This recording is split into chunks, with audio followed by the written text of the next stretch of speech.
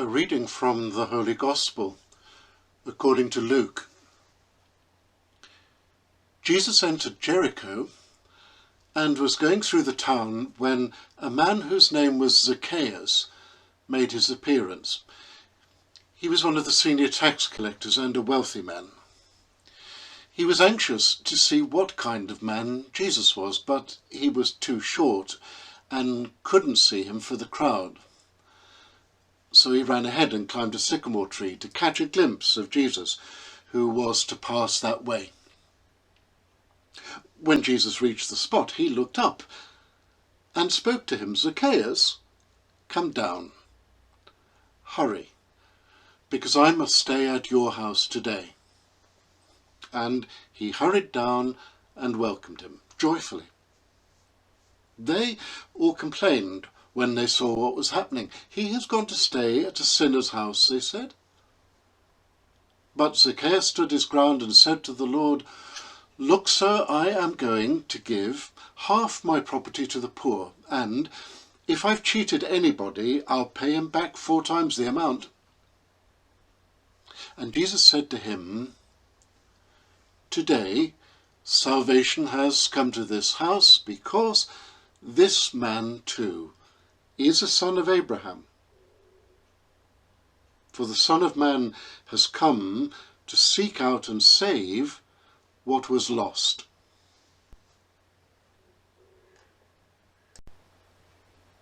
You won't have heard of me.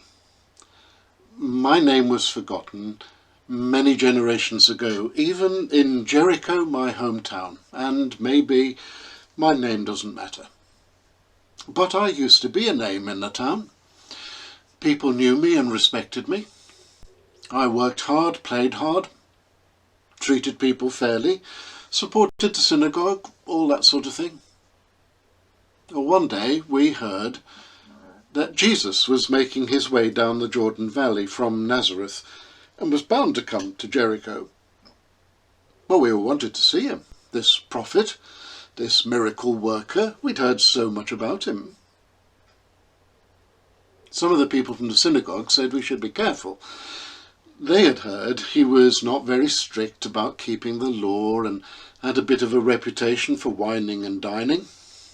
My sort of prophet, I thought.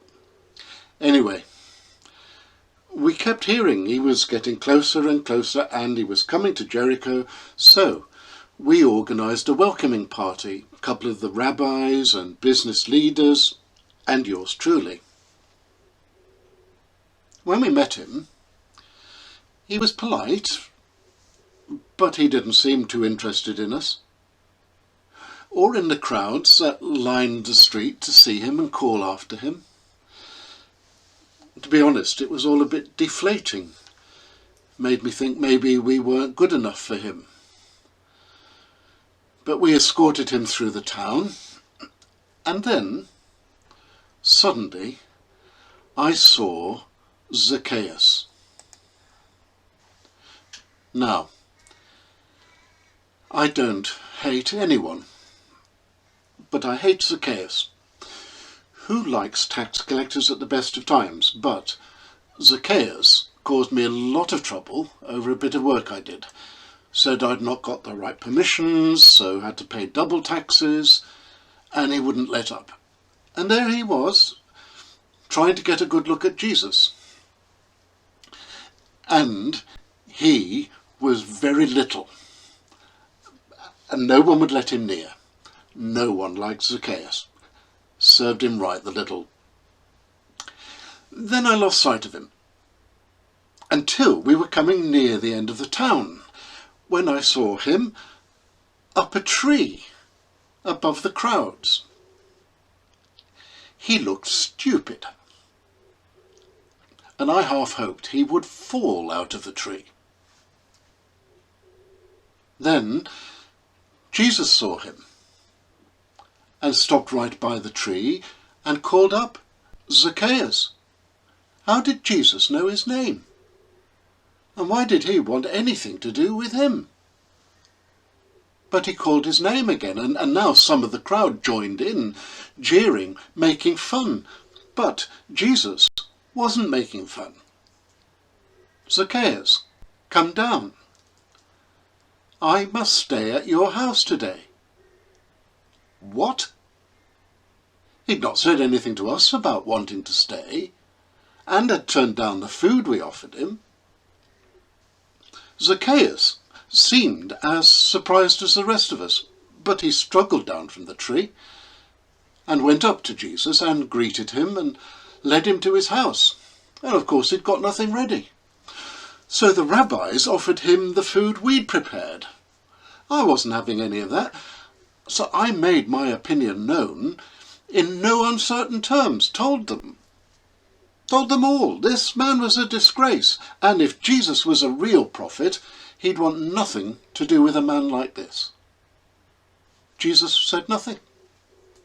But Zacchaeus, red in the face, stood his ground and said to me and the others, "Look, I know you don't like me, and I'm sorry about that. But I've done nothing to deserve the way you treat me. Jesus, I don't know why you want to come to my house, but your kindness to me has touched my heart. I know you speak of the love of God, but I should like to show the love of man. Sir, I am going to give half my property to the poor as thanksgiving to you and to God." Well, you'd never see me do that. What's mine is mine. I give a bit away here and there, but half? Why would anyone do that? Zacchaeus carried on. "And if I have cheated anyone, I will pay them back 4 times the amount." Well, I was about to say, "You know you cheated me." But then I realized he never had. He had only taken what was due. He was the honest one, and I was the one bearing the grudge. I was the one making trouble. Then Jesus did speak again. "Today salvation has come to this house." And he looked me in the eye, because this Zacchaeus is a son of Abraham.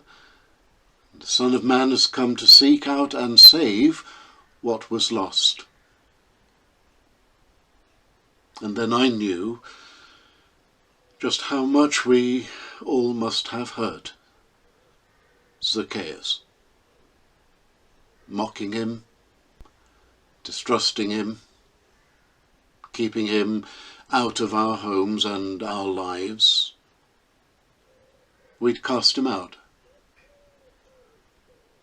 But now it seemed that he was found and I was lost.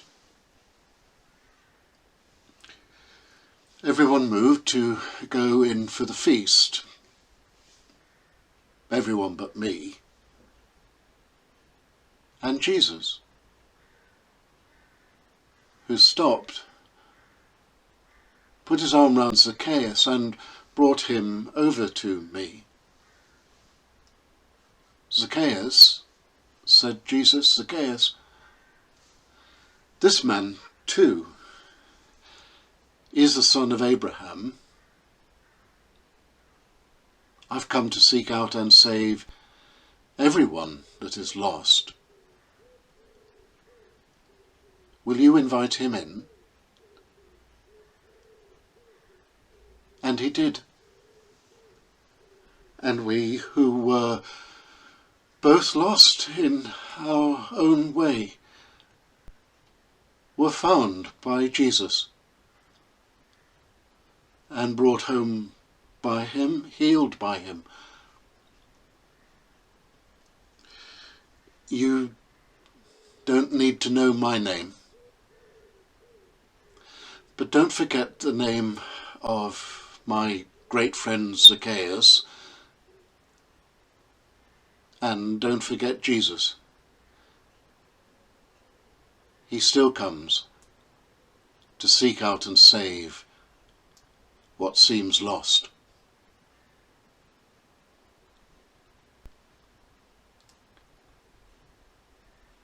Let Jesus come to you now, in a moment or two of quiet, with friendship and love and understanding.